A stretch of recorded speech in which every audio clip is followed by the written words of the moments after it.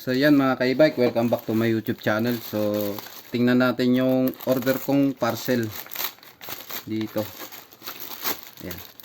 Buksan natin siya. Ayan.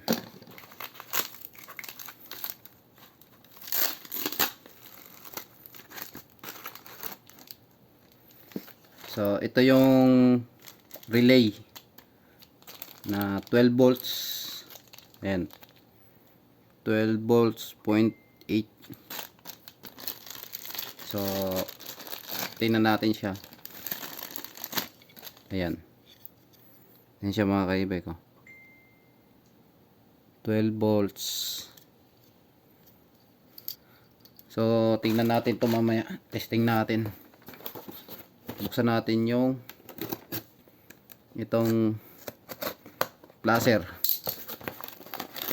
Tingnan natin yung placer. Ayan siya.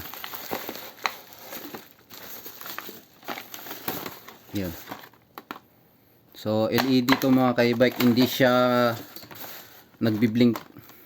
Running to 12 volts. So try natin mga ka-e-bike. Ayan, ito yung battery ko. Try natin siya kung gumagana. Tapos mamaya mga ka-e-bike, ang gagawin ko naman dyan, lalagyan ko siya ng itong relay. So kukonvert ko ng relay yan mamaya. Ito kasi mga ka-e-bike, itong running kasi hindi naman, kahit hindi naman pwedeng lagyan ng relay siya, okay lang, walang problema. Ayan. So try muna natin isa-isa. Bali dalawang ilaw po yan mga ka-e-bike. Ito yung nakaharap sa likod. Ito naman yung nakaharap sa harapan. So pwede nyo pagsabayin to dalawa. Itong dalawang ilaw nya. So ito yung negative, ito yung positive.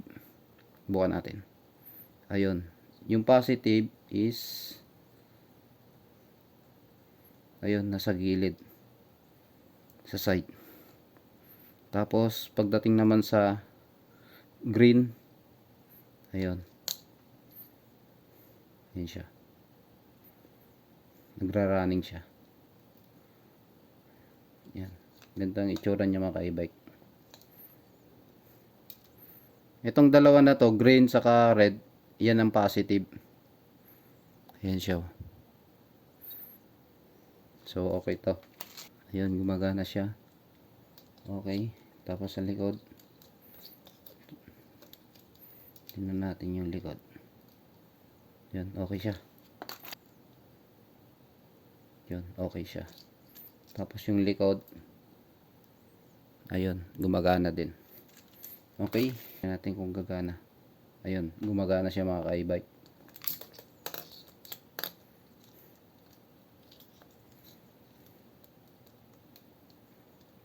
Yun. Okay siya. Tapos ito mga ka-e-bike, ito ikakabit natin to mamaya dito. Susubukan natin to. Itong tiktak na relay.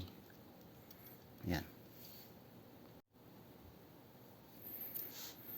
So ayan mga ka-e-bike, try natin tong tiktak na to na relay dito sa running na placer. Okay? So kung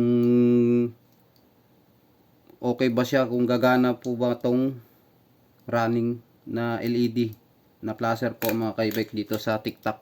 So ito kasi mga ka-e-bike, ang pinaka ano talaga nito, parang nilalagay ito sa mga motor. Kagaya sa mga NMAX, sa mga Porsche, kung ano pang mga motor. Basta mga motor po siya. So yan. I-try natin dito kung okay po ba siya dito sa placer natin. Kung magtugma po ba to, dalawa na to. Try lang natin mga ka-e-bike ha. So kumuha lang ako ng socket. Ito. Ayan. Tapos itong red, dito yan sa red po mga ka-e-bike. Tapos yung green, ito naman sa kulay black. So itong black na to, wala to. Yan. So ito yung kasama niya talaga na sakit mga ka-e-bike. Ito yung pinaka kasama niya talaga dito sa relay na to, sa TikTok. So ito siya, waterproof to mga ka-e-bike. Kahit mabasa to, walang problema kasi naka-silicone siya. Ayan o, naka-silicone siya. So try natin siya kung magiging okay siya doon. Kasi ito mga ka-e-bike, ang pinaka standard kasi nito yung nagbi-blink siya, hindi siya running. So try lang natin kung okay po sa running na LED. Hindi siya bombilya po mga ka-e-bike, hindi siya bulb. Ayan, tap natin. So itong parang may sakit na to mga ka-e-bike, ito yung naka C na to, yung may gold. So itap naman natin yan dito mga ka-e-bike. Yan, dito natin yan itatap sa negative ng battery natin. Okay? Tapos yung positive, ito yung positive na galing sa relay natin. Tap naman natin yan dito. Dito sa positive ng battery natin. So higpitan lang natin siya. Okay? Ayan. Yun. Tapos kukuha po tayo ng extrang wire mga ka-e-bike. So saan ba natin to itatap? Tap natin to sa negative. Dito naman natin yan itatap sa negative. Para to sa negative ng placer natin mga ka-e-bike.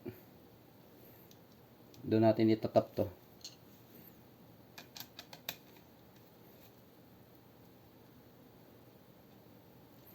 So, higpitan lang natin para hindi siya gumalaw.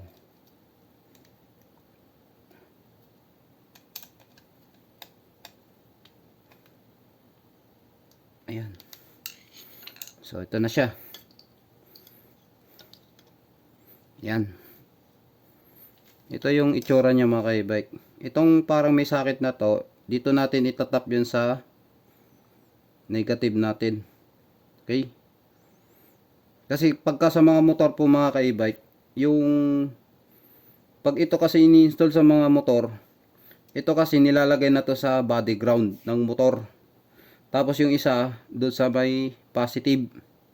Tapos yung pinakagitna po ng relay natin, ito naman yung magiging positive ng doon sa placer po natin, sa pinakailaw niya, ito. So try natin siya mga ka-e-bike kung gagana po yung placer natin. So dadalawahin na natin siya. Tap natin tong, balatan lang muna natin to. Ayan. Tap natin tong dalawang placer. Ayan. So bali dalawang placer ang try natin ito siya. So para makita nyo.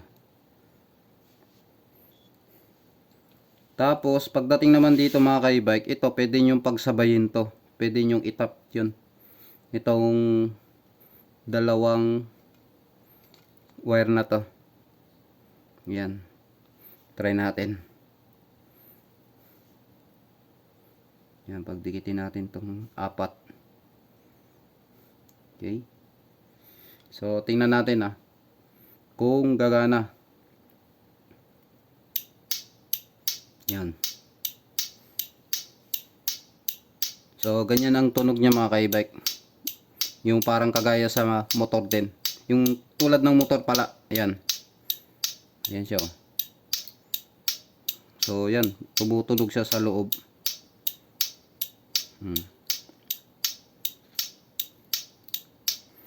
So ito kasi mga ka-e-bike, ito kasi running to. Kahit hindi na natin to gamitan ng relay, walang problema. So direct to switch na lang po siya sa positive. Okay? Tapos papunta sa negative. So yan. So tinesting ko naman yun mga ka-e-bike kanina, kasi tiningnan ko muna tong mga placer na to na binili ko kung gumagana siya. So kahit hindi natin siya gamitan ng yun nga ng relay. So pwedeng pwede po siya. Hindi kagaya ng mga bumbilya po. Ayan. So wala siyang problema kahit wala siyang relay. Gumagana pa rin siya. So try naman natin ulit na lagyan ulit siya ng relay mga ka-e-bike. Ayan. Nakikita nyo yan. So gumagana siya pati sa likod. Ayan.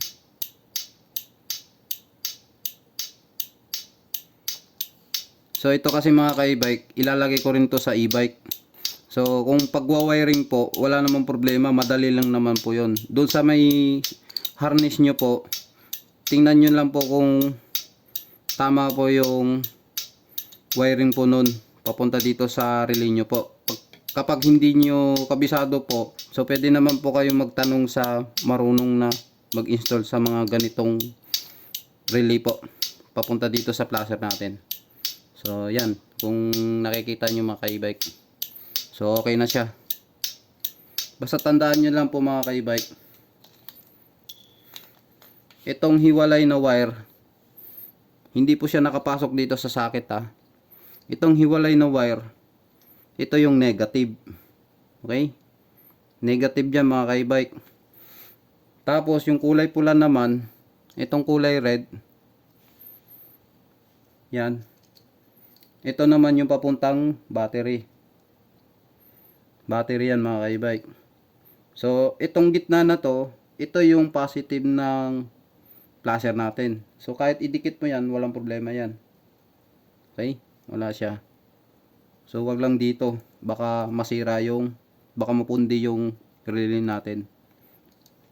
So dito kasi mga ka-e-bike, itong red na to papunta dito sa loob, tapos lalabas yan dito. Ito yung magsusupply ng relay natin. Ito, itong red papunta dun sa loob, lalabas naman yan dito. Ito naman yung output niya papunta dito sa placer natin. Tapos yung negative ng relay natin, ito, ikakabit naman natin yan dito sa negative ng battery. Ayan. Okay? Tapos pagka may switch naman po tayo, pag may switch po mga ka-e-bike, ito yung sa gitna yung switch, pag in-on nyo po yan, didiin po yung dalawa na yan, magdidikit yan, magtatag po yan. Yan. Kaya ganyan ang mangyayari sa placer nyo. Yan o. Nagtitiktak siya mga ka-e-bike. Yan o. Yan. So kung napapansin nyo po yung mga ka-e-bike, yung sa loob nyo, pumipitik-pitik siya doon. Ayan. Bali 150 watts LED saka lamp ang kaya niya. Okay? So yan. Okay na siya mga ka-e-bike. So sinare ko lang yun sa inyo para sa gustong matuto pagka once na naglagay tayo ng ganitong placer mga ka-e-bike. Do sa mga baguhan lang, sa nag-aaral pa lang po mga ka-e-bike ha. So okay na siya mga ka-e-bike. So ewan ko lang kung kailan ko to i-install sa e-bike ko mga ka-e-bike. So yun lang. Maraming salamat po mga ka-e-bike.